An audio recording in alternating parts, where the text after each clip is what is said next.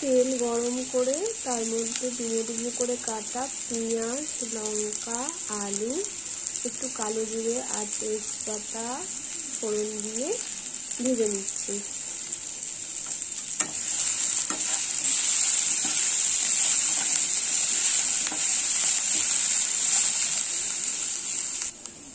একটু বেশি করে নুন দিচ্ছি, কারণ সুজিতে আর নুন দেবো না।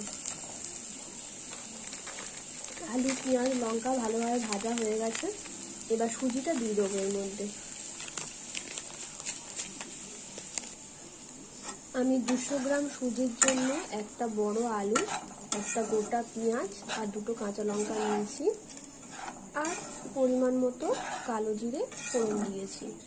আপনারা চাইলে আপনাদের ইচ্ছা মতো সবজি দিতে পারেন, যেমন বিনস, গাজর। সুজিটাকে ভাজার সময় গ্যাসের ফ্লেমটা লো টু মিডিয়াম রাখতে হবে, যাতে সুজিটা পুড়ে না যায়, এবং একটা সুন্দর গন্ধ বেরোনো অবধি ভালোভাবে ভাজতে হবে। নুনটাকে ব্যালেন্স করার জন্য সামান্য একটু চিনি দিয়ে দেবো।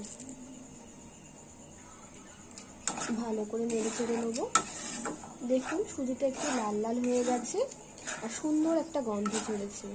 এর পরবর্তী পর্যায়ে একটু জল নিয়ে নিতে হবে। জলকে হাতে করে আলগোছি করে জল নেবেন, নিয়ে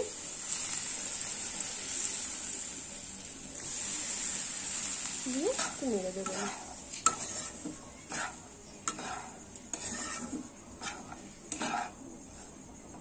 আবার হাতের আলগুচিতে জল নেবেন, এরকমভাবে সুজিটাতে দিয়ে দেবেন, আবার একটু নাড়াতে হবে।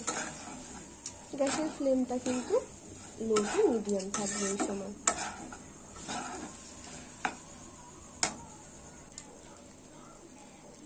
দেখুন সুজিটা কি সুন্দর ঝরঝরে হয়ে গেছে। এইরকমভাবে ঝরঝরে পর্যায়ে নামিয়ে নিতে হবে, একটা খুব সুন্দর গন্ধ বেরোবে। দেখুন হয়ে গেল চটপট একটা রেসিপি।